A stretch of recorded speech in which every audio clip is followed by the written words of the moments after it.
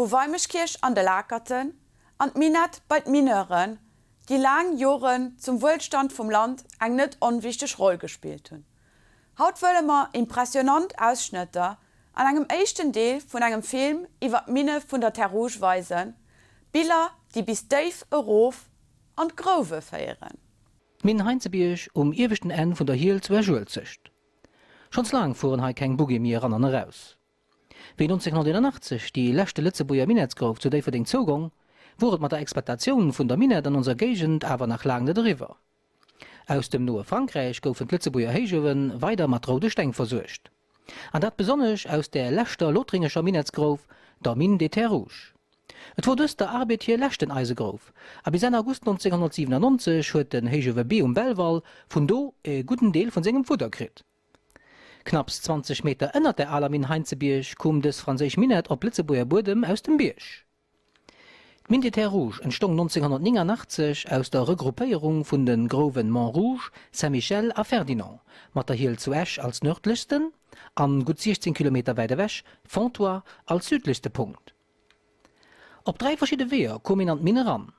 Zuerst an der Hiel mit der Miniasbun, zu Udanetisch mit der Kamionette, aber bis Mai 1995 zu Tracing mit dem wohl spektakulärsten Transportmittel, ein großer Schacht, ein Puy, mit dem vertikal über 200 Meter tief direkt an die Mitte von der Mine kam.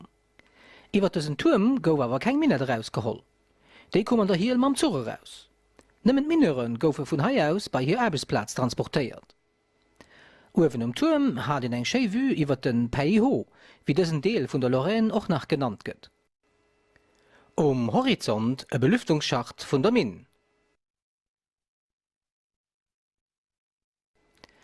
Diesen Puy de Service wurde der Alamin Ferdinand genannt, der 1973 zuging. Die Sicherheit von den Mineuren gouf natürlich groß geschrieben. Auf einem großen Schild an der Entree wurde zu gesehen, sind da wenig kein größeren Unfall mehr geschieht vor. Hier waren noch bis 1995 die Büroen von den Ingenieuren, dem Chef d'Exploitation, dem Chef Porion sowie anderen Employés, die mit der Gestion von der Mine zu dienen hatten.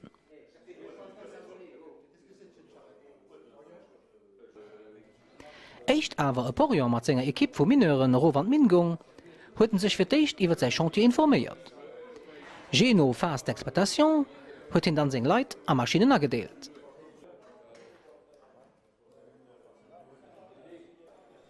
Am Vierraum, den zur Entree vom Schacht gefordert wird, und Mineuren auf den Anfang von ihrer Schicht gewahrt.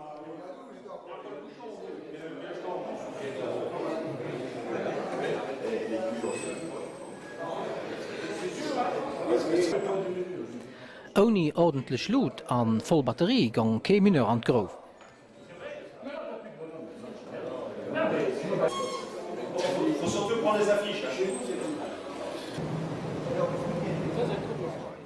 Der Puy selber war schon impressionant. Taulen von der Ventilation, feuchte kahle Geruch von Moder an Urlech, kahlem Dampf entstand durch Kondensation von der Luft, die von innen kam, eng Mischung von Andrik, die bei den meisten, die für dich mit angefuhr sind, eng Stimmung von Bewunderung, Respekt, mir auch ein bisschen Erlebnistum auf ihr gerufen hat. Für die Mineuren waren das Gedankengänge schon lang vergangen. Keine Zeit für Gefehler, Heiko schwer geschafft. Mineuren erklären uns an dieser Dokumentation teilweise selber hier erbischt. Das klingt zwar dann nicht gerade so professionell, aber es kommt aus dem Mund von Leuten, die etwas von ihrem Beruf verstehen. Begleiten wir so auf hier erbischt, 220 Meter tief unter dem Boden.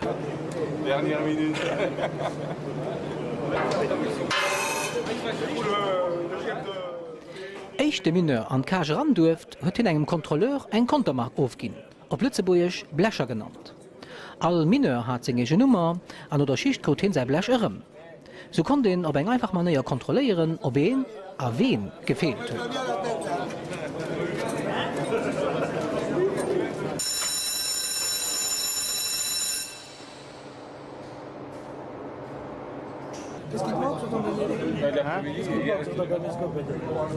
Le phare.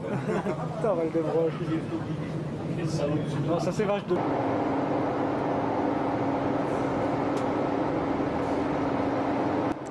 Steuerpult vom Puy war oben um Tür.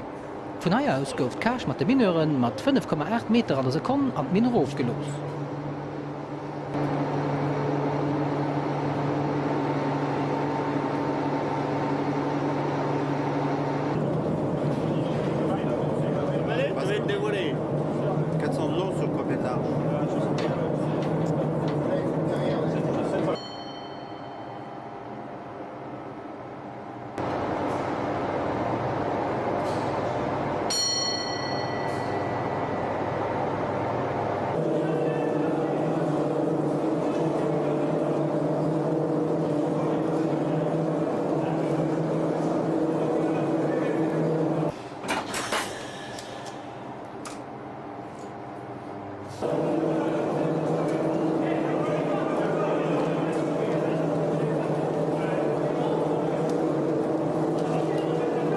Tellech Barbara ass en anderem Ortschutzpatronin vun de Mineuren.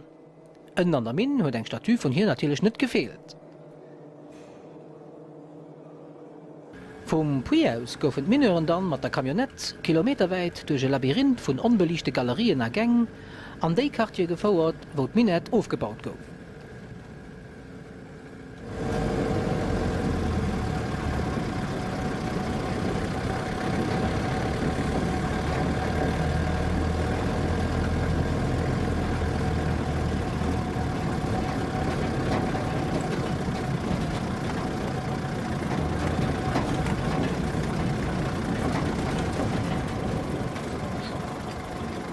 Bon, nous trouvons ici donc dans un des quartiers de la mine des Terres Rouges. Donc nous sommes descendus au puits Ferdinand qui se trouve ici. Nous avons suivi la piste sur 3,5 km.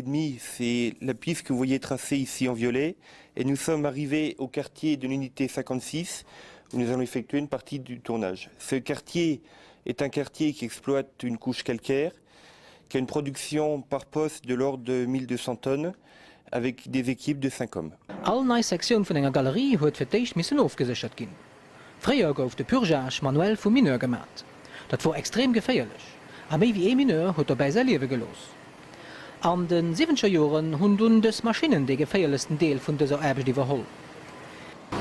Une fois l'opération chargement terminée, on procède à la purge mécanisée du chantier. Ceci afin de travailler en sécurité et d'abattre tous les blocs susceptibles de tomber. On fera un nettoyage du toit, des parements et du front de taille.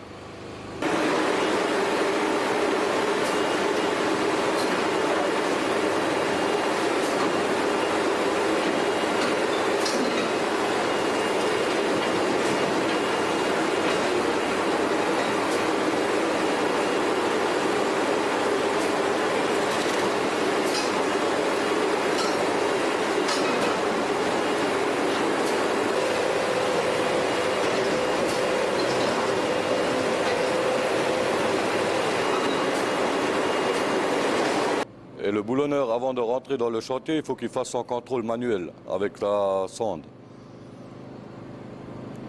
Et il le contrôle bien, et après il rentre avec la boulonneuse dedans. Et il va boulonner le chantier en renfort.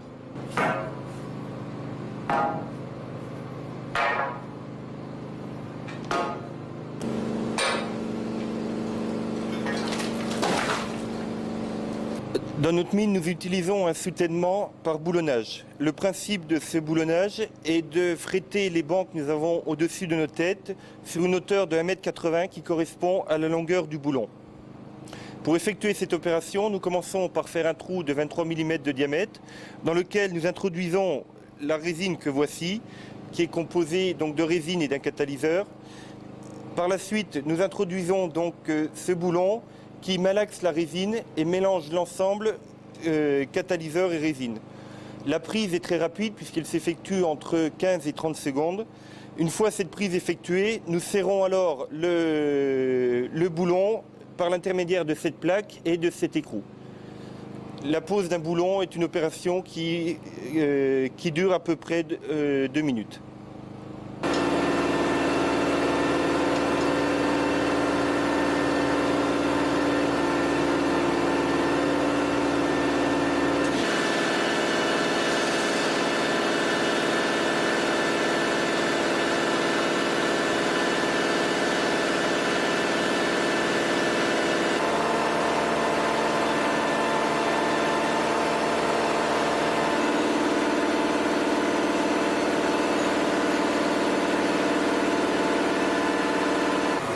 Bon, après le boulonnage du chantier, on va procéder à la foration du chantier. Alors le foreur se met en place, pose ses directions et va tracer sa volée. Là, il trace le milieu de sa volée.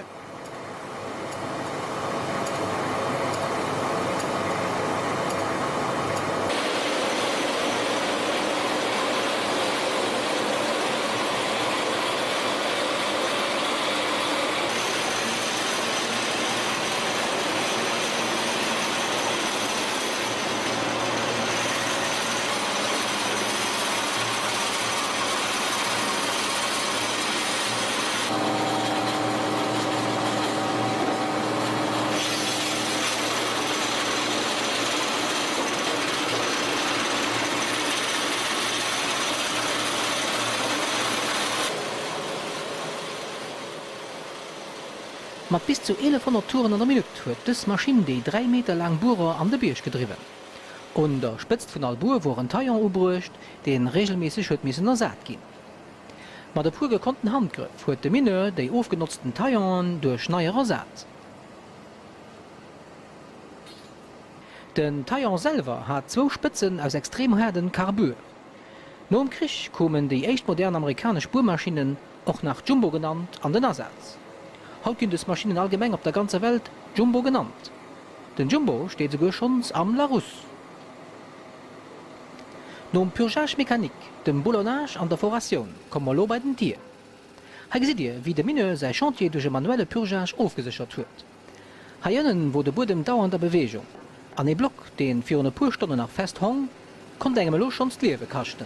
Maintenant qu'on a foré la volée, le mineur va procéder au bourrage des coups.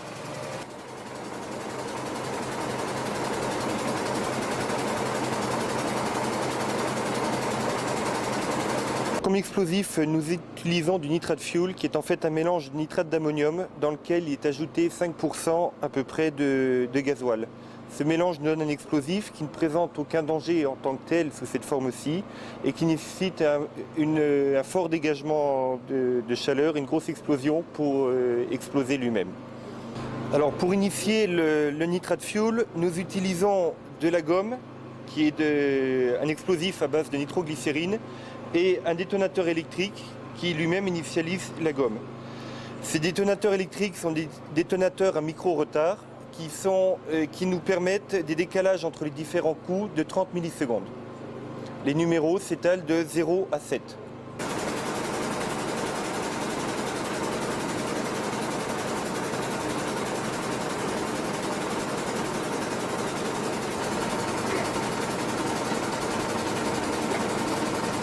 Maintenant, là, il bourre le coup et il va injecter du nitrate.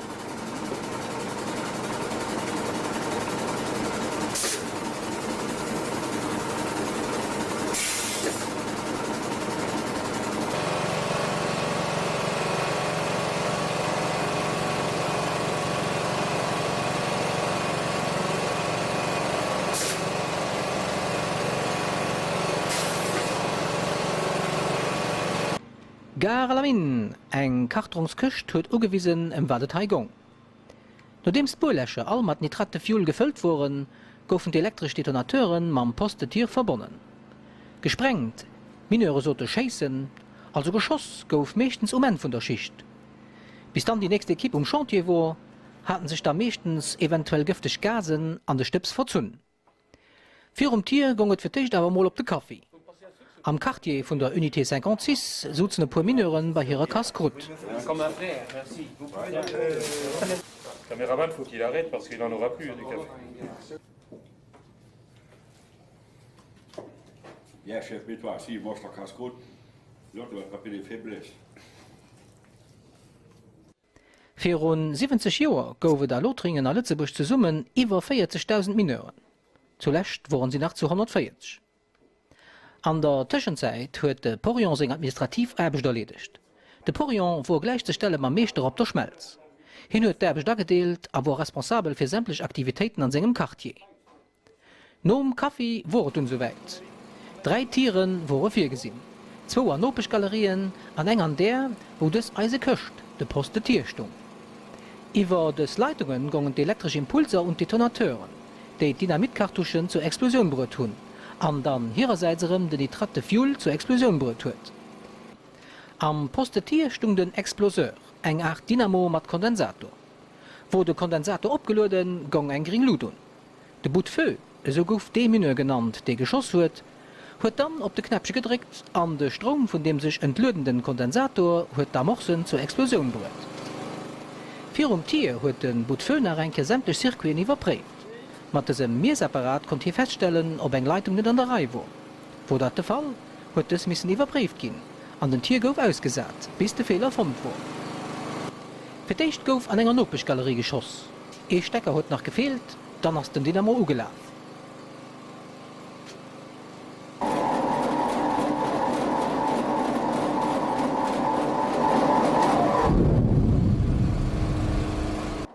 Und du wurden uns, Gare la Mine.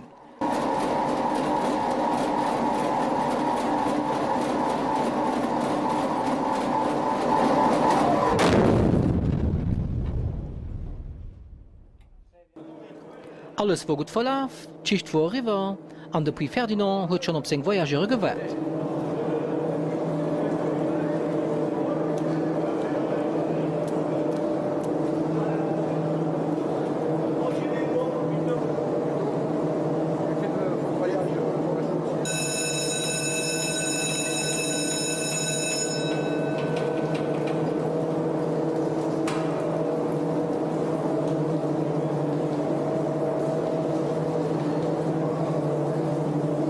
No der Schicht war d'Stimmung an der Kasch immer viel besser wie vir der Schicht.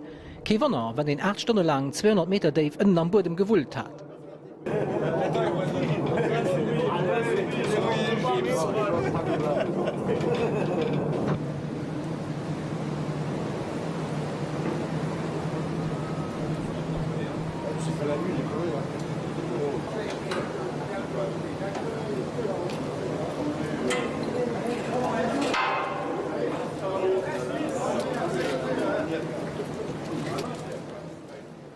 Soweit den Puy vun Tressange, den e Mount no dëssen Opnamen am Mai 1995 stillgelöt gouf.